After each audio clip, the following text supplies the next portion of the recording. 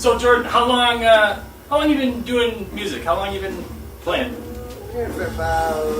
Well, I started playing music when I was like 11. Started playing drums, but I didn't start doing the ready set and writing songs and singing until I was probably 18. So I've been doing it for about 5 years now. Okay. Wait, a little more than that, like 5 or 6.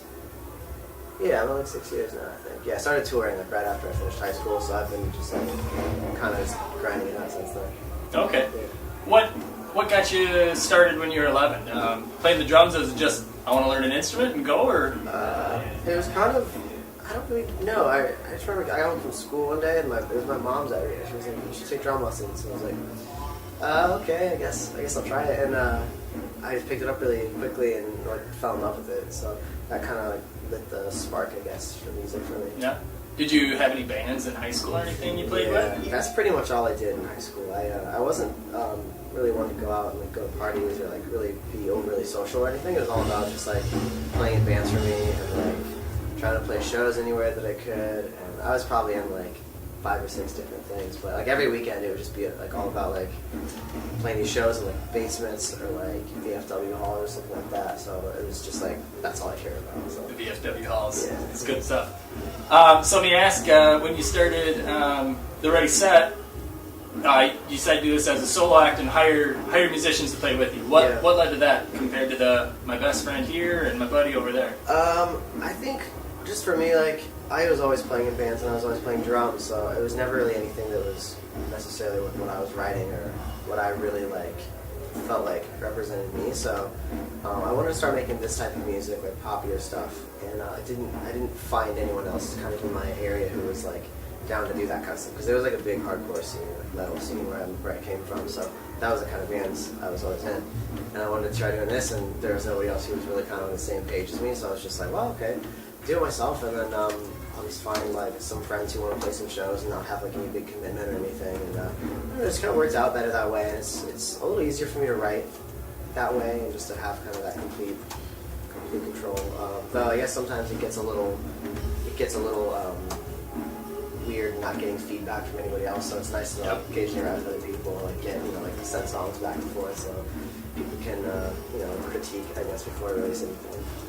Yeah, I suppose it's got to be very similar to owning your own business. Do I want 3 partners that have to agree on everything, or do I want to be in charge of making every decision? Yeah, that's exactly what it is. Great. We saw you were first signed with Daydance Records. Did you sign straight out of high school? No, it was like about 2 years after I started touring. I pretty much was just like booking shows myself and like driving around the country in like a van, just like, with a couple of my friends, just like playing anywhere we could. And I did that enough, and I got like enough of like kind of like hype on the internet and stuff, and people started to hear about my band. And I guess word just kind of got around, and Cadence heard my stuff, and they were one of the first labels that was interested, and I ended up signing with them in 2010, and then from there everything just kind of changed really quickly, and it was awesome. I was signed to them and Warner Brothers for a while, and now I'm on Razor and Tie, which has been awesome too. Can I ask you about Razor and Tie? What led you to move over there? It kind of was a thing. Well, what ended up happening was my whole thing pretty much shifted from Decadence onto just fully Warner Brothers. So that was my entire team, just Warner Brothers. And the thing about major labels that happens to so many artists is that what happens is your team who works with you gets like fired, and then you have a whole new group of people working for you, and sometimes they're just like they don't really know what's going on, like they weren't there from the start, so they don't really get the project and stuff. So it happened to me 3 times. Like I stayed there through like 3 different whole like regime changes, which it was okay. I think like I got the better end of it than a lot of people did, but near the end of it, it was just kind of this mutual thing where we were like, I don't think either of us are really on the same page with this. So they were cool enough to just let me go like free, and about 4 days later, I signed to Decadence and to Razor and Tie, and it's been awesome since then. Yeah. So, yeah, I'm really actually I'm still like close with a lot of the people at Warner Brothers, so it's cool that we were able to just kind of part amicably and not have any weird like legal stuff. That's great. That's great. So you said you were booking a lot of shows yourself. Mm-hmm. We get lots of young people asking us about that sort of thing all the time. How do I get a show? How would you go about? We tell them, be a salesman. Get on the phone. You have to be a salesman. But how did you go about it?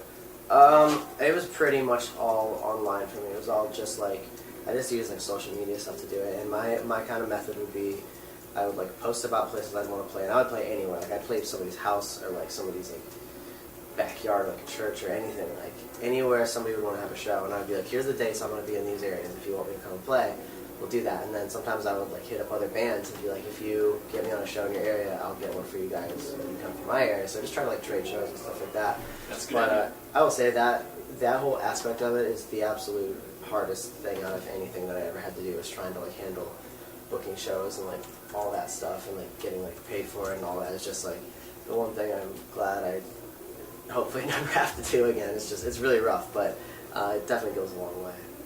Cool. That's great. So here's a question we wanted to ask you. If you got the opportunity to collaborate with any artist, who would be your dream collaboration? Sit down and work with. There's a ton of people that I think would be awesome to work with. Somebody who's like huge, like pop success, like to a crazy extent, like somebody like Prince or something.